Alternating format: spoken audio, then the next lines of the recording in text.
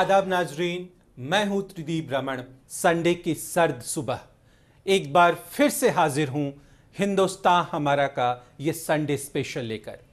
जैसा कि आपको मालूम है कि हिंदुस्तान हमारा यानी मुल्क के मुसलमानों की अपनी बुलंद आवाज। आदाब नाजरीन, मैं हूं साइमा खान, आपकी खिदमत में लेकर हाजिर हूं हिंदुस्तान हमारा का ये संडे स्पेशल। आज का एपिसोड हर दिन से खास है क्योंकि आज मेरी आवाज सुनो में हम पेश करने वाले हैं मुस्लिम कौम का एक अलहदा चेहरा।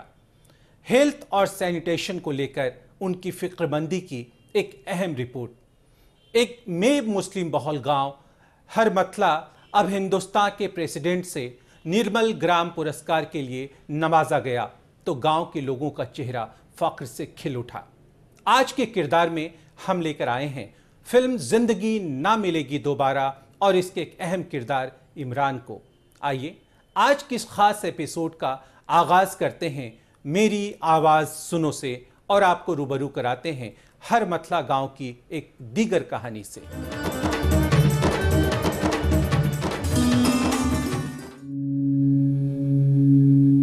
रख तू राह पर दो चार ही कदम, मगर जरा तबीयत से कि मंजिल खुद ब खुद तेरे पास आएगी।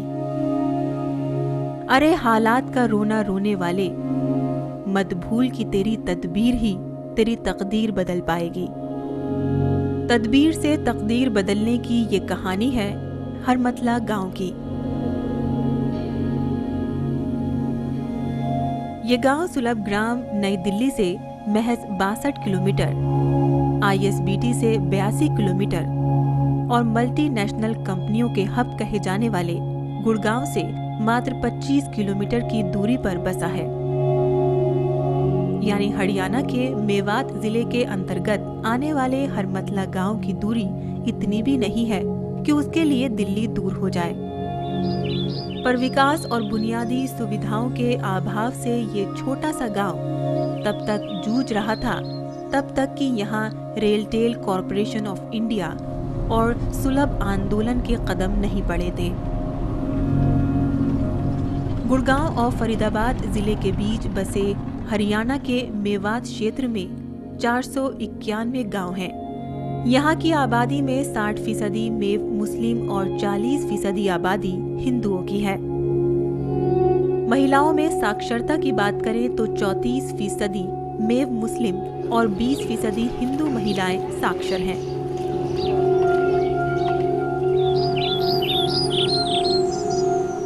यहाँ रहने वाले लोगों की जीविका कृषि पर आधारित है। वहीं मुर्गी पालन और मवेशी पालन यहाँ का मुख्य व्यवसाय है। अरावली पहाड़ियों से घिरा ये क्षेत्र हरियाणा के पिछड़े इलाकों में शुमार होता है। कुछ समय पहले ये क्षेत्र बाल विवाह, अशिक्षा और खुले में शौच जैसी कई भयावह समस्याओं से जूझ रहा था। एक और जहां जिंदगी आधुनिकता व विकास के कदम से कदम मिलाने को बेताब है, वहीं आज के इस मोबाइल युग में भी हरमथला गांव की 90% से अधिक जनसंख्या खुले में शौच के लिए विवश थी। घरों में शौचालय नहीं थे। सबसे खराब हालत तो महिलाओं की होती थी। उन्हें अगर शौच जाने की जरूरत भी महसूस होती तो इसके लिए उनको सूर्यास्त का इंतजार करना पड़ता था। कई घरों की महिलाएं जब घर व गांव के आसपास खुले में शौच के लिए कोई उपयुक्त स्थान तलाश नहीं पाती थी तो उनके पति या उनके नजदीकी रिश्तेदार उन्हें मोटरसाइकिल पर बिठाकर निवृत्त होने के लिए पास के जंगलों में ले जाते थे। जंगल में जहां हमेशा सांप, बिच्छू व जंगली जानवरों का भय सताता था, वहीं आपराधिक तत्व व असामाजिक लोग इस फिराक में रहते थे कि जंगल में कब कोई अकेली औरत उनके हाथ लग जाए।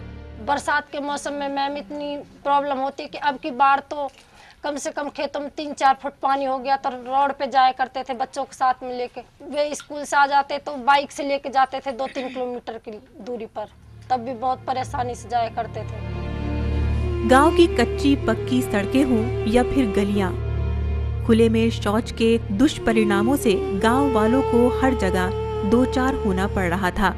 हर तरफ गंदगी का आलम था। गांव में इतनी गंदगी रहती थी जी, सड़क पर निकला भी नहीं जाता था जी। सड़क पर इस रास्ते पर ना इतनी गंदगी जी, जो आदमी जाना थी वो भी दुर्भाव हो जाता। बरसात में तो स्थिति और भी बदतर हो जाती थी। नालियों और गलियों में बहता मल बरसाती पानी के साथ घर में घुस आता था। पूरा गांव इसकी बदबू से परेशान रहता। गंदगी के चलते गांव में अनेकों बीमारियां अपने पैर पसार रही थी।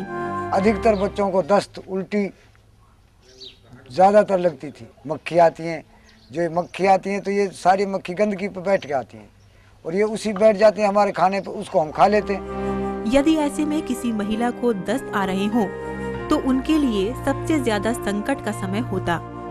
दिन में यदि शौच जाने की जरूरत पड़े तो सूरज ढलने का इंतजार करना पड़ता था। यहाँ तक कि कई औरतें तो लाजवश सुबह 4 बजे ही शौच के लिए निकल जाती थी। सुबह कहा 4 बजे जाती थी, 3 बजे भी चले जाती थी, कहा रात में भी हो जाते थे। कुछ ने इसे परिस्थिति जन्य संतरास मान लिया था तो कुछ ने अपनी नियति। कुछ अपने भाग्य को कोसती थी तो कई अपने पतियों से यही मनुहार करती थी कि गहने कपड़े ना सही, सबसे पहले वो घर में एक शौचालय तो बनवा दें।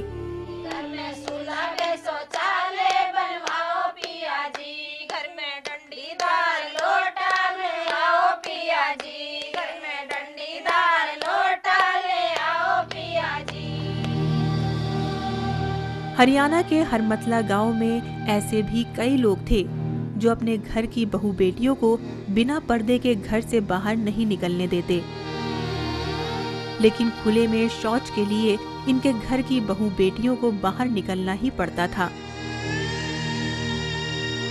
यहाँ के लोग शौचालय से होने वाले लाभ और शौचालय न होने से होने वाली समस्याओं के बारे में अनभिज्ञ थे।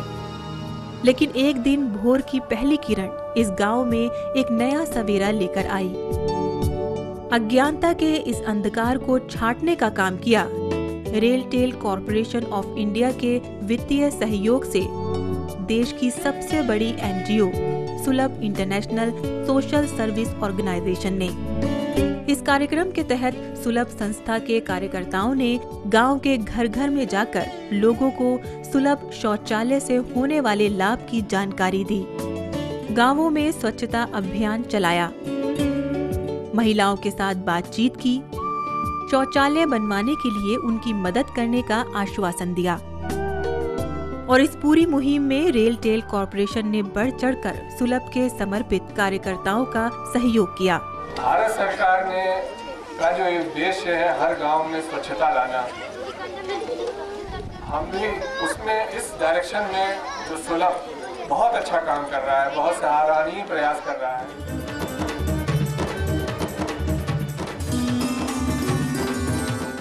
मुल्क की एक सिरमौर एनजीओ सुलभ इंटरनेशनल की मदद से किस मानिंद एक मुस्लिम बहुल गांव का चेहरा बदला है, इस बात की शिनाख्त जारी रहेगी। फिलहाल वक्त है एक छोटे से ब्रेक का।